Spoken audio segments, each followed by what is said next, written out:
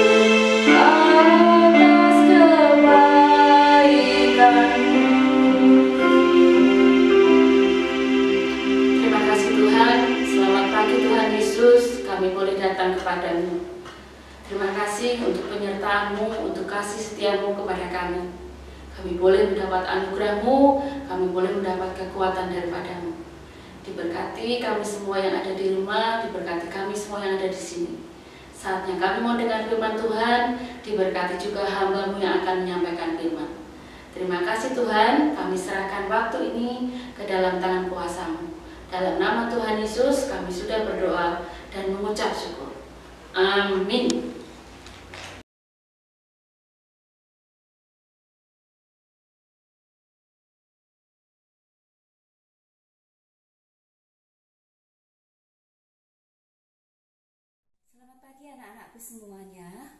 Pagi hari ini kita akan sama-sama belajar firman Tuhan. Sebelum kita belajar firman Tuhan, mari kita berdoa terlebih dahulu. Tuhan Yesus yang baik, kami anak-anakmu akan belajar firman-Mu Tuhan pada pagi hari ini. Kiranya Kau buka hati kami untuk menjadi tanah yang subur bagi setiap benih firman Tuhan. Hanya di dalam nama Tuhan kami Yesus Kristus kami berdoa. Amin. Nah anak-anak, pagi hari ini kita mau belajar dari kisahnya pemimpin yang bernama Yusuf. Kita akan baca dari Kejadian 45 ayat 1 sampai 11. Miss akan antarkan dengan membacanya. Judul perikopnya adalah Yusuf memperkenalkan dirinya kepada saudara-saudaranya. Ketika itu Yusuf tidak dapat menahan hatinya lagi di depan semua orang yang berdiri di dekatnya. Lalu berserulah ia, "Suruhlah keluar semua orang dari sini." Maka tidak ada seorang pun yang tinggal di situ bersama-sama Yusuf ketika ia memperkenalkan dirinya kepada saudara-saudaranya. Setelah itu menangislah ia keras-keras, sehingga kedengaran kepada orang Mesir dan kepada seisi istana Fir'aun. Dan Yusuf berkata kepada saudara-saudaranya, "Akulah Yusuf, masih hidupkah Bapa?" Tetapi saudara-saudaranya tidak dapat menjawabnya, sebab mereka takut dan gemetar menghadapi dia. Lalu kata Yusuf kepada saudara-saudaranya itu, "Marilah dekat-dekat." Maka mendekatlah mereka, katanya lagi, "Akulah Yusuf, saudaramu yang kamu jual ke Mesir. Tetapi sekarang janganlah bersusah hati dan janganlah menyesali diri, karena kamu menjual aku ke sini, sebab untuk memelihara kehidupanlah Allah menyuruh aku mendahului kamu. Karena telah 2 tahun ada kelaparan dalam negeri ini, dan selama 5 tahun lagi orang tidak akan membajak atau menuai. Maka Allah telah menyuruh aku mendahului kamu untuk menjamin kelanjutan keturunanmu di bumi ini, dan untuk memelihara hidupmu sehingga sebagian besar daripadamu tertolong. Jadi, bukanlah kamu yang menyuruh aku ke sini, tetapi Allah. Dialah yang telah menempatkan aku sebagai bapa bagi Fir'aun dan tuan atas seluruh istananya, dan sebagai kuasa atas seluruh tanah Mesir. Segeralah kamu kembali kepada Bapa, katakanlah kepadanya, beginilah kata Yusuf, anakmu, Allah telah menempatkan aku sebagai tuan atas seluruh Mesir. Datanglah mendapatkan aku, janganlah tunggu-tunggu. Engkau akan tinggal di tanah Gosen dan akan dekat kepadaku. Engkau serta anak dan cucumu, kambing domba dan lembu sapimu dan segala milikmu. Di sanalah aku memelihara engkau, sebab kelaparan ini masih ada 5 tahun lagi, supaya engkau jangan jatuh miskin bersama seisi rumahmu dan semua orang yang ikut serta dengan engkau.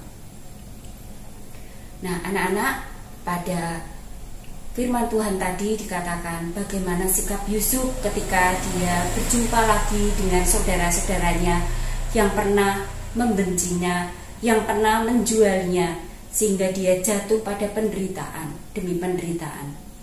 Ya, pada pasal 37 sampai 45 mengisahkan bagaimana ceritanya Yusuf bisa sampai ke Mesir. Dari dia dijual oleh saudara-saudaranya kepada bangsa Ismail dan Midian. Kemudian oleh bangsa Ismail dan Midian tadi dijual lagi sebagai budaknya Potifar. Dan pada saat di tempatnya Potifar, Yusuf menunjukkan bahwa dia adalah anak yang baik, sehingga dia dipercaya. Meskipun pada akhirnya dia difitnah oleh istrinya Potifar dan masuk penjara. Di dalam penjara dia tetap baik. Dia tetap menjadi anak yang tekun, sehingga dia bisa menjadi juru mimpi raja, dan dia bisa menjadi orang kepercayaannya Fir'aun.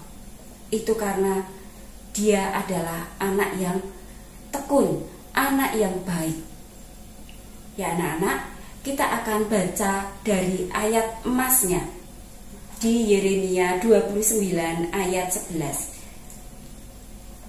Ayat emas pada pagi hari ini diambil dari Yeremia 29 ayat 11. Sebab aku ini mengetahui rancangan-rancangan apa yang ada padaku mengenai kamu. Demikianlah firman Tuhan, yaitu rancangan damai sejahtera dan bukan rancangan kecelakaan, untuk memberikan kepadamu hari depan yang penuh harapan. Indah sekali bukan firman Tuhan anak-anak? Pada ayat emas ini, yaitu Tuhan akan memberikan hari depan yang penuh harapan. Ya. Dari kisahnya Yusuf tadi, kita mau belajar bagaimana Yusuf dari seorang yang bukan siapa-siapa menjadi orang nomor 2 di Mesir, orang kepercayaannya Fir'aun. Ya, mengapa demikian? Karena satu, Yusuf mempunyai karakter yang baik. Dia pastinya adalah anak yang tekun. Dia pastinya anak yang rajin bekerja. Dia pastinya anak yang baik, anak yang jujur, bertanggung jawab, dan dapat dipercaya. Sehingga sampai Fir'aun bisa percaya kepada Yusuf. Yang kedua, di dalam peristiwa-peristiwa penderitaannya, Yusuf menyadari ada rancangan Tuhan yang indah. Seperti tadi sudah diceritakan di dalam ayat 1-11 bahwa dia mengampuni saudaranya karena dia menyadari dia ke Mesir terlebih dahulu ada rencana Tuhan yang indah, yaitu untuk menolong saudara-saudaranya yang kelaparan.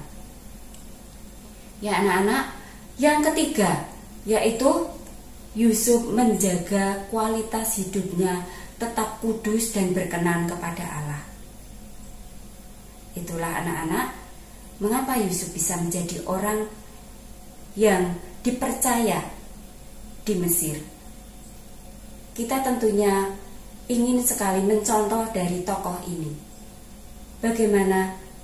Yaitu ketika kita mendapatkan penderitaan, ya, ketika kita diuji dengan cobaan, ketika kita mendapatkan tugas yang berat, kita sandarkan kepada Tuhan. Tentunya kita juga berusaha, kita juga bekerja, kita juga belajar ya anak-anak. Yang kalau anak-anak mendapatkan tugas-tugas mungkin dari sekolah, ya dikerjakan dengan baik. Ingat bahwa ada Tuhan di dalam diri kalian. Tuhan beserta dengan kalian. Nah anak-anak, mari kita sama-sama belajar dari tokoh Yusuf ini. Dan kita minta pimpinan Tuhan supaya kita mampu. Ya, pasti Tuhan mampukan kita. Tuhan Yesus memberkati.